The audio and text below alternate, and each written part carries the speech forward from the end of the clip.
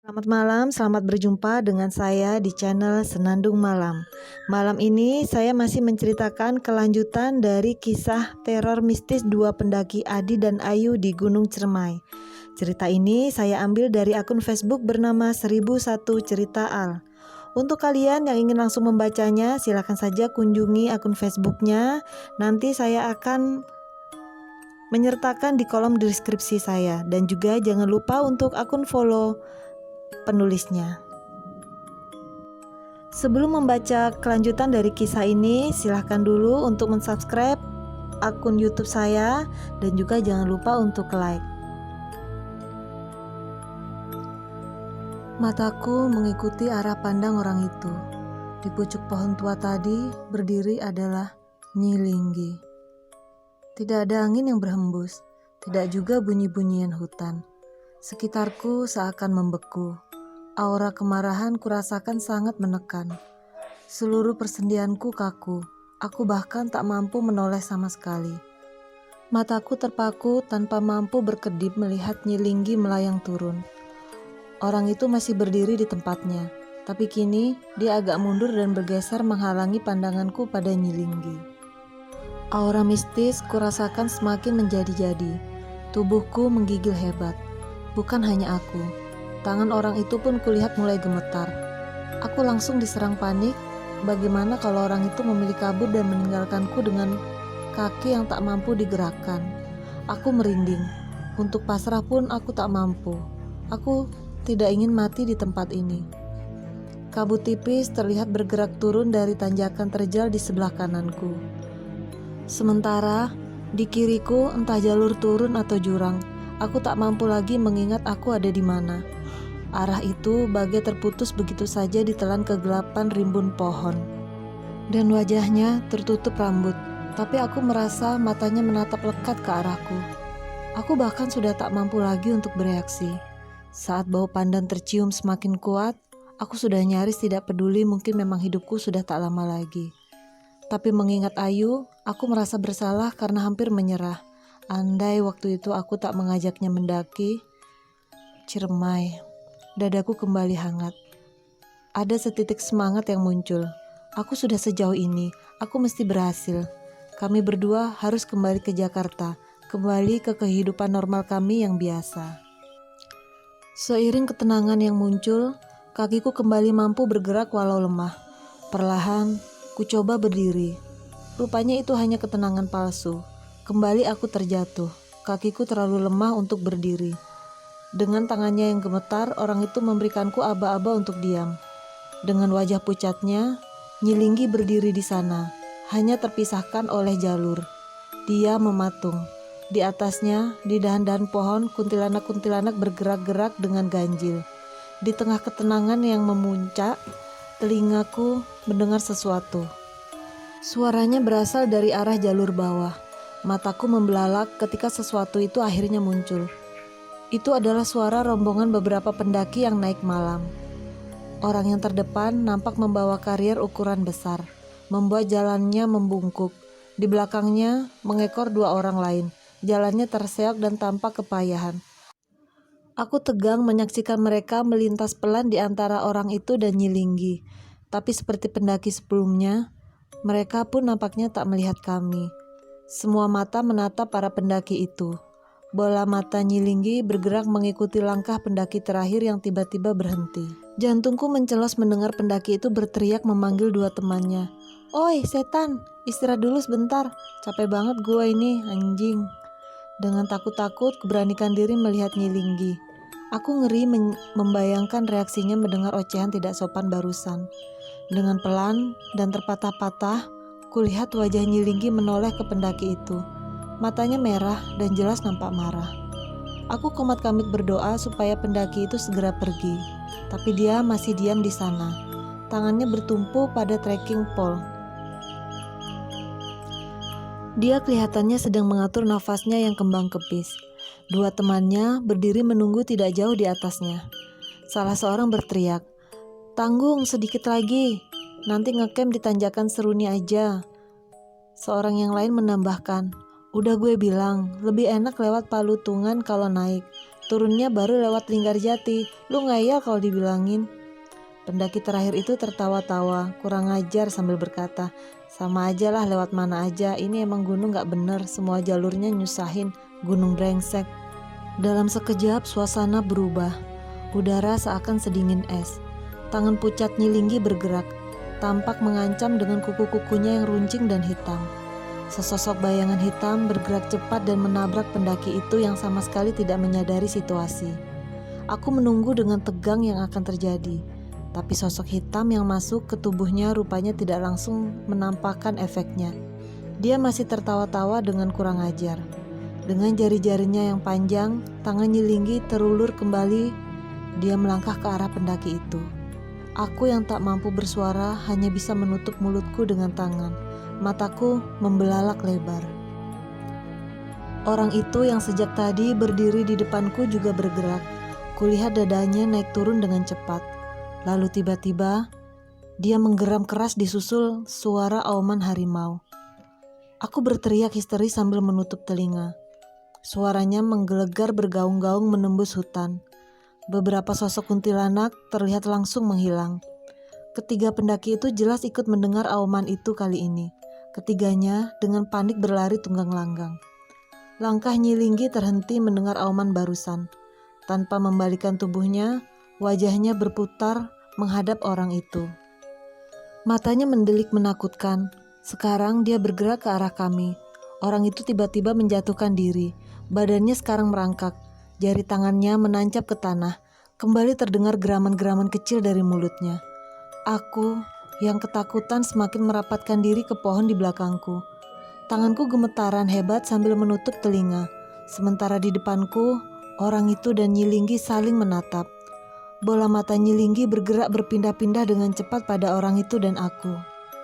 Lalu tanpa membuka mulutnya, dia mengeluarkan suara yang kering dan dingin. Kumakan kalian semua. Aku hampir pingsan ketika mendadak sesuatu melintas di sampingku. Dari sebelah kiriku berjalan dengan tertatih sosok bungkuk seorang perempuan tua. Aku hampir tak percaya mataku. Itu adalah ibu tua dari Cibunar. Apakah dia naik sejauh ini untuk menyusulku? Ibu tua itu melangkah pelan sekali dengan kaki diseret. Kedua tangannya memegangi tongkat kayu untuk membantu jalan. Dia lewat begitu saja tanpa menoleh ke arahku. Dengan lembut, dia menyentuh pundak orang itu yang masih mengeram dan tampak memintanya untuk tenang. Seorang laki-laki juga tiba-tiba melewatiku. Seorang kakek berbaju serba putih. Di kepalanya terlilit sorban yang juga berwarna putih. Kakek itu juga menyentuh pundak orang itu dengan lembut.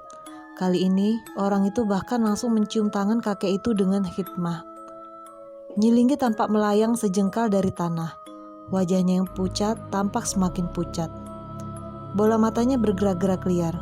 Sebuah suara terdengar marah. Kalian!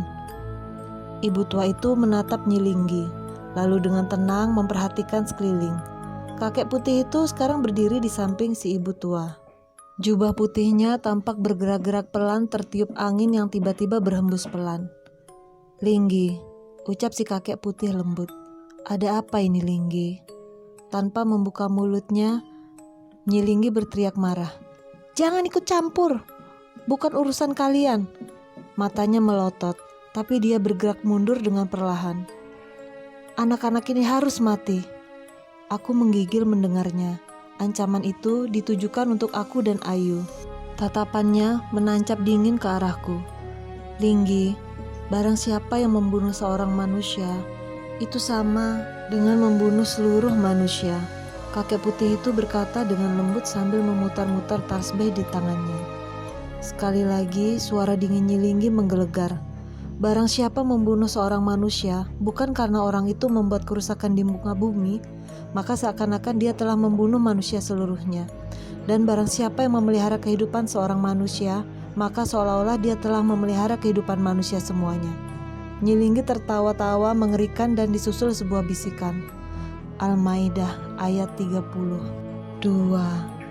Perlahan jarinya yang putih pucat terangkat dan menunjuk tepat ke arahku.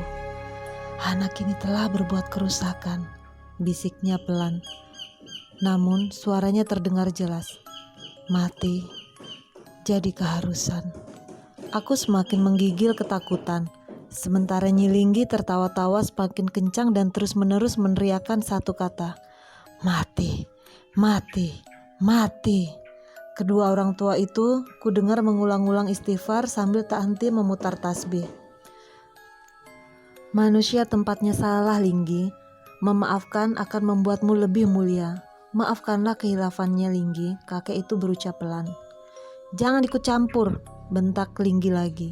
Tangannya tiba-tiba menunjuk ke arah kegelapan tempat kalung Wewe menggantung sejak tadi. Mataku membelalak lebar. Tiba-tiba saja wajah kalung Wewe tadi sudah ada di depanku. Tangan kanannya dengan cepat mencekik leher orang itu, sementara lidahnya menjilat wajahku. Aku menjerit ngeri melihat belatung bergerak-gerak di dalam mulutnya. Secepat kemunculannya, secepat itu juga hilangnya. Sabetan tasbih ibu tua hanya memukul ruang kosong. Kalung Wewe itu sudah hilang diiringi suara cekikikan yang membahana dalam kegelapan. Orang itu terbatuk-batuk hebat sambil memegangi lehernya yang sekarang tampak menghitam. Sementara tubuhku gemetar tak terkendali. Nyi Linggi melayang mendekat, lalu hilang. Sosoknya muncul di balik pohon tua itu. Sebentar kemudian hilang. Sosoknya muncul lagi di atas dahan. Hilang, tapi dia tak pernah muncul terlalu dekat untuk mampu menjamahku. Aku dengan panik mencari-cari setiap dia hilang dan menatap dengan was-was setiap dia muncul. Tapi dimanapun dia muncul, matanya selalu terpaku menatapku tanpa ekspresi. Suara-suara berbisik dari segala arah menghujani telingaku dengan kata-kata, "Mati, mati, mati, mati." Semakin erat kututup telingaku, suara-suara itu justru semakin jelas. Aku yang kalut berteriak-teriak histeris berusaha mengenyahkan suara-suara itu dari kepalaku. Orang itu dengan kasar menarik tanganku yang membekap erat telingaku sambil membentak, "Istighfar, ingat Tuhan, lo orang Islam bukan?" Mataku membelalak menatap orang itu. Mulutku dengan refleks mengulang-ulang istighfar, tapi suara-suara di kepalaku justru semakin keras. Aku memukul-mukul kepalaku dengan panik berharap suara itu segera lenyap. Orang itu kembali membentakku, "Istighfar!" Suaraku bergetar lirih. "Astagfirullah, astagfirullah, astagfirullah." Lebih keras. "Astagfirullah, astagfirullah, astagfirullah." Orang itu menampar pipiku dengan kencang sambil berteriak, "Lebih keras!" "Astagfirullahaladzim, la haula wala quwata illa billahil aliyil azim." Aku menjerit sejadi-jadinya sambil menangis. Dadaku turun naik, nafasku tak beraturan. Orang itu dengan lembut menyentuh tubuhku. Dia tersenyum. Tiada daya dan upaya kecuali dengan kekuatan Allah yang maha tinggi lagi maha agung. Air mataku mengalir deras tak mampu kubendung. Bibirku bergetar pelan. Dalam isaku, istighfar terucap secara refleks. Seluruh tubuhku gemetar dengan hebat, tapi suara-suara itu sudah hilang. Orang itu menampar pipiku dengan pelan. Senyumnya tersungging menghina. Dasar bocah. Kakek putih itu maju selangkah mendekati Nyi Linggi yang kini melayang beberapa meter di depannya. "Lepaskan anak ini. Pergilah, Linggi." Suara lembut kakek itu pelan tapi terdengar wibawa. Tangannya tak henti-hentinya memutar tasbih. Nyi Linggi memiringkan kepalanya memandangi kakek itu dengan tajam, seakan tak mendengar. Dia tersenyum dan terus-menerus berkata datar, "Mati, mati, mati." Aku kembali meremas telingaku ketika tiba-tiba terdengar suara lengkingan yang memekakan. Sosok menjijikan kalung Wewe berdiri tak bergerak tepat di depan ibu tua. Tangannya yang penuh borok dan berkuku tajam tergantung di udara. Di depannya dengan mata terpejam, ibu tua tampak berkomat kamit tanpa suara. Semakin cepat ibu tua itu memutar tasbihnya, makhluk itu menjerit semakin keras. Ketika akhirnya ibu tua itu membuka mata, diiringi jeritan kesakitan makhluk itu terbakar habis menjadi abu. Nyi Linggi melihat kejadian itu dengan diam. Kemarahan nampak dari tangannya yang gemetar. Aura murkanya meledak dalam keheningan. Perlahan, bibirnya yang selama itu tertutup, kini pelan-pelan terbuka. Sebuah kalimat yang dia katakan berikutnya langsung membuat kakek putih itu waspada. "Nyawa bayar nyawa." Kakek putih itu tampak mengatakan sesuatu kepada ibu tua. Dengan hikmat, ibu tua itu mendengarkan, disusul dengan anggukan. Perlahan, dia menoleh pada orang itu yang sedang memegangi lehernya yang menghitam. Tanpa mengatakan apapun, dia hanya mengangguk. Tapi nampaknya orang itu pun mengerti. Dia memapahku untuk berdiri. Rupanya, kami diminta untuk segera turun dan meninggalkan kakek putih itu dengan Nyilinggi. Sebelum pergi, kulihat ibu tua itu mencium tangan si kakek. Dengan lembut, kakek putih itu menepuk pundaknya. Disusul orang itu yang tidak hanya mencium tangan, tapi juga bersimpuh andai saja tidak ditahan oleh si kakek. Dan seperti juga kepada ibu tua, kakek ini pun menepuk pundak orang itu. Tinggal aku yang tidak tahu harus berbuat apa. Akhirnya aku pun mengikuti keduanya, mencium tangan kakek putih itu. Tangannya begitu lembut dan harum. Dengan hanya menciumnya, membuat merasa aman. Sambil membelai rambutku, ku dengar dia berbicara pelan. Kamu pulang, jadikan ini sebagai pelajaran. Jaga tingkah laku dan tutur kata dimanapun kamu berada. Aku mengangguk pelan, mendengar kata pulang. Tanpa sadar air mataku mengalir. Dia menepuk-nepuk pundakku dan mempersilahkanku untuk pergi. Terlalu segan untuk menatap wajahnya. Dengan menunduk, aku menjauh dan mengucapkan salam. Dengan tertatih, aku mengikuti orang itu dan si ibu tua menuju jalur turun, meninggalkan kakek dengan Nyilinggi. Tidak ada satupun yang berbicara di antara kami. Dalam gelapnya jalur Ciremai, kami melangkah dengan diam. Aku meraba kantong celanaku. Benda pembawa petaka itu masih di sana, terbungkus kain putih. Kenapa harus kain putih? Aku bertanya dalam hati. Apa pembalut kotor itu jadi semacam benda gaib atau sejenisnya? Karena yang sekilas ku tahu, benda-benda mistis seperti keris, tembok, dan sejenisnya biasanya dibungkus dengan kain putih juga. Tapi apapun itu nanti, yang jelas aku gembira bisa berhasil membawanya turun. Benda ini kunci kesembuhan Ayu. Dari belakang, aku mengamati punggung bongkok ibu tua ini. Ibu ini merawat Ayu, juga naik untuk menjemputku di saat yang benar-benar kritis. Ternyata dunia belum kekurangan orang baik. Lalu orang itu, langkahnya yang biasanya lincah, sekarang berjalan pelan mengikuti langkah ibu tua. Tanpa dia, aku jelas tidak mungkin selamat melewati malam ini. Di luar senyumnya yang menyebalkan dan kata-katanya yang ketus, dia orang baik. Penampilannya yang kumal khas pendaki gunung menyembunyikan ketaatannya beragama. Berkali-kali malam ini dia selalu mengingatkanku berdoa, beristighfar dan mengingat Allah. Setelah ini selesai, aku berjanji akan membalas kebaikannya. Tapi, lalu aku menyadari sesuatu yang janggal. Aku naik lagi untuk mengambil kotoran sial itu sebagai syarat kesembuhan Ayu. Kenapa makhluk-makhluk itu malah menghalangiku? Bukankah seharusnya mereka justru senang? Kenapa mereka malah menerorku sepanjang perjalanan? Bukan hanya teror biasa, mereka berniat mencelakakanku. 1000 pertanyaan tiba-tiba menyeruak di kepalaku. Malam ini benar-benar tidak akan pernah kulupakan sepanjang hidupku. Orang itu melirikku, senyumnya tampak jahil. Kapok ya naik Ciremai, boy. Aku cuma bisa tersenyum ditanya begitu. Kapok, jelas banget, bukan cuma Ciremai. Sepertinya setelah ini aku pensiun naik gunung. Jangan lemah, boy, kejadian ini ambil pelajarannya, katanya lagi. Orang itu seakan bisa membaca pikiranku. Aku mengangguk mengiyakan. Bang, terima kasih banyak sudah nolongin saya, Bang, kataku kali ini. Kalau nggak ada Bang, nggak tahu gimana nasib saya. Orang itu tertawa-tawa menyebalkan, tapi aku malah gembira melihat tawanya. Lu selamat bukan cuma karena gue, boy. Lu juga harus terima kasih ke banyak orang yang nolong lu. Ada Mancep, orang-orang di Cibunar, orang tua lu yang gak putus doain lu di rumah, Ayu, termasuk juga Nyilinggi. Dan tingkatin ibadah lu sebagai wujud syukur sama yang maha besar, jawab orang itu. Kemudian dia melanjutkan, ada maksud dari setiap kejadian, boy.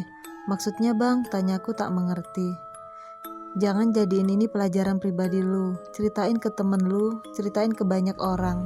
Kalian manusia gak hidup sendiri, ada makhluk lain yang berbagi dunia dengan kalian. Berhentilah melakukan kerusakan di bumi. Iya bang, balasku singkat. Kata-katanya barusan terasa meresap di hatiku. Oh iya bang, tadi kakek itu siapa bang? Tanyaku. Orang itu cuma tersenyum, tampaknya keingintahuanku tidak akan terjawab dengan mudah. Kalau Wewe tadi gimana nasibnya bang? Tanyaku lagi. Mati. Jawabnya singkat. Bang, tadi waktu kita pamitan sama kakek, kenapa Nyilinggi diam aja? Nggak nyerang atau ngapain gitu bang? Lagi-lagi aku bertanya. Bawel lu ya, jawabnya ketus. Tapi dia tetap menjawab. Mengambil kesempatan di saat orang lengah bukan perbuatan terpuji boy. Emang lu pikir siapa Nyilinggi? Manusia. Aku mengamini jawabannya sekaligus merasa malu. Bahkan makhluk gaib pun punya tata krama dan sopan santun. Jalur yang kami lalui mulai terbuka agak lebar dan cenderung datar. Kabut tipis melayang di antara semak dan pepohonan. Aku agak merasa aneh melihat kabut dan kegelapan tanpa kemunculan hantu apapun. Apakah aku jadi terbiasa? Mungkin itulah mengapa orang itu terlihat biasa melihat penampakan segala setan di gunung. Tanpa terasa kami sudah sampai di Condong Amis, tempat pertama kali aku bertemu orang itu. Ibu tua itu berjalan ke arah pondokan kosong. Mungkin dia ingin beristirahat sebentar. Kami mengikuti dari belakangnya. Saat baru saja melepas lelah di pondokan ini, tiba-tiba leher dan pipiku bekas cekikan kalong wewe tadi kembali berdenyut-denyut. Aku mengusap pelan leherku, terasa perih, tapi rasa sakit itu semakin tak tertahankan. Orang itu membaringkanku di lantai pondokan. Di sampingku, ibu tua itu memijat telapak tangan kananku sambil mulutnya berkomat-kamit. Kepalaku mendadak terasa sangat berat. Ku dengar orang itu berbicara padaku. Tak seperti biasanya, suaranya terdengar lembut. Boy, sering-sering tengokin gua di sini ya. Kulihat orang itu melepas pin dari karirnya dan meletakkannya di tangan kiriku. Aku hanya bisa menggenggamnya tanpa bisa melihat. Pandanganku mulai kabur. Hal terakhir yang kuingat adalah gema azan subuh. Berkas cahaya matahari tampak menembus jendela saat aku membuka mata. Aku terbangun di atas tempat tidur yang empuk. Di sebelahku, di balik tirai berwarna biru, tampak kasur yang kosong. Selang infus tertancap di tubuhku yang terhubung dengan plastik berisi cairan yang menetes pelan di tiang di samping tempatku berbaring. Aku berada di rumah sakit. Pintu terbuka dan kulihat wajah Ayu lagi. Rasanya sudah bertahun-tahun. Dia mendekat dan langsung memelukku sambil menangis. Ku dengar dia meminta maaf berkali-kali sambil terus menangis. Aku ingin balas memeluknya, tapi tanganku terlalu lemah untuk digerakkan. Lu udah gak apa-apa Yu? Tanyaku. Dia mengangguk sambil mengusap air mata. Maafin gue ya, gara-gara gue lu jadi begini. Dia meminta maaf lagi. Aku tersenyum sambil mengangguk. Yang penting kita selamat, kataku. Siapa yang bawa gue ke sini Yu? Gak tahu juga deh. Gue juga bangun-bangun udah di sini, jawab Ayu. Aku teringat lagi sosok ibu tua. Diam-diam aku sungguh berterima kasih. Juga orang itu, pasti dia yang susah payah membawaku turun dari Condong Amis sampai Cibunar, lalu ke sini. Lalu, aku teringat dia memberikanku sesuatu sebelum aku pingsan. Yuk, lihat pin yang gue pegang gak pas gue pingsan? Tanyaku. Oh ada, bentar ya katanya. Dia lalu membuka tutup kepala karir, mengambil benda yang kutanyakan, lalu memberikannya kepadaku. Aku menerimanya. Benar, itu sebuah pin. Malam itu, aku tak bisa melihat apa yang tercetak di pin ini saat pertama kali bertemu orang itu karena terlalu gelap. Aku memperhatikan gambar yang tercetak di sana. Tampaknya sebuah logo, gambar cicak dan gunung. Tulisan di bawahnya berwarna kuning sudah agak pudar, tapi masih terbaca olehku. It's mountain. Entah apa artinya, tapi pin ini akan kujaga selamanya sebagai pengingat untuk malam yang penuh teror di Ciremai. Aku teringat sesuatu. Kuraba kantong celanaku. Kosong. Benda sial itu rupanya sudah hilang. Aku membayangkan ritual-ritual gaib dilakukan pada benda kotor itu untuk menyembuhkan Ayu. Bekas pembalut lu yang di dalam kain putih itu sekarang di mana Yu? Tanyaku karena tetap penasaran. Ayu agak terkejut mendengar pertanyaanku. Oh, udah dibuang ke tempat sampah, jawabnya. Sejujurnya, aku sedikit kecewa mendengarnya, tapi memang itu hal yang paling logis. Tempat buat kotoran memang hanya tempat sampah. Raut terkejut masih terbaca di wajah Ayu. Dia lalu bertanya, kok lu bisa tahu tentang pembalut di kain putih, Di? Kan selama ini lu pingsan. Aku tersenyum mendengar pertanyaannya. Teringat Berapa horornya perjalanan malam itu demi mengambil lagi benda sialan tadi. Ada rasa bangga dan sedikit merasa jadi pahlawan karena bagaimanapun aku berhasil menyelamatkan Ayu. Lalu pertanyaan Ayu yang membuatku terdengar agak konyol dan lucu, kok gue bisa tahu tentang pembalut di kain putih? Ingin rasanya menepuk dada dan menceritakan semuanya. Wajah terkejut Ayu masih belum hilang, dan matanya tampak penasaran. Lalu sebuah senyum mengembang di wajahnya. Dia lalu berkata, "Padahal selama ini lu pingsan, Di, tapi ya sudahlah, setelah malam itu, kayaknya gue gak bakal kaget kalau dengar hal-hal aneh lagi." Dan dia meneruskan, "Nanti deh gue ceritain perjalanan gue ngambil pembalut itu malam-malam di Ciremai. Nanti gue ceritain tentang Nyilinggi, Kalong Wewe, Abang Moka. Nanti kapan-kapan kita kesini lagi ya. Mancap terus-terusan ngerawat dan menjaga lu selama lu pingsan dan kesurupan. Kita banyak utang budi sama dia." Sekarang giliran aku yang terkejut.